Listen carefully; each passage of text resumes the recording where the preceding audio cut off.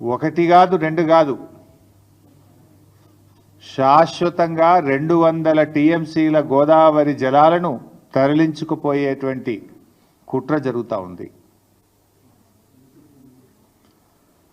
Godavari Bankacherla project ఏదైతే ఆంధ్రప్రదేశ్ ప్రభుత్వం తలపెట్టిందో, ఈ ప్రాజెక్టు నిర్మాణం వల్ల తెలంగాణకు తీవ్రమైన నష్టం జరగబోతూ ఉంది. పైకి ఏం మాట్లాడుతున్నారు, ఏముంది ఏదో సముద్రంలో కలిసే నీళ్లు తీసుకుపోతే తప్పేంది అని మాట్లాడుతూ ఉన్నారు.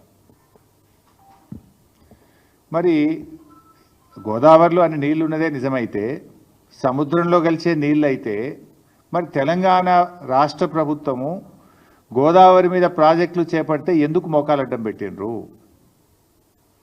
తెలంగాణ ప్రభుత్వం చేపట్టిన ప్రాజెక్టులను రద్దు చేయాలని, అనుమతులు ఇవ్వొద్దని ఆ రోజు కేంద్ర ప్రభుత్వానికి లేఖల మీద లేఖలు ఎందుకు రాసినరు?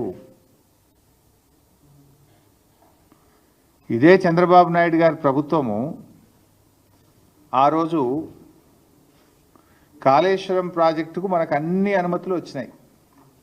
ఒకటి, అన్ని ప్రాజెక్టుకు రావాల్సిన సిడబ్ల్యూసి నుంచి 9 డైరెక్టరేట్ల నుంచి తెచ్చాం, ఎన్విరాన్మెంట్ క్లియరెన్స్ తెచ్చాం, లాస్ట్కు టీఏసీ ద ఫైనల్ క్లియరెన్స్ కూడా ఆ రోజు మేము తెచ్చుకున్నాం.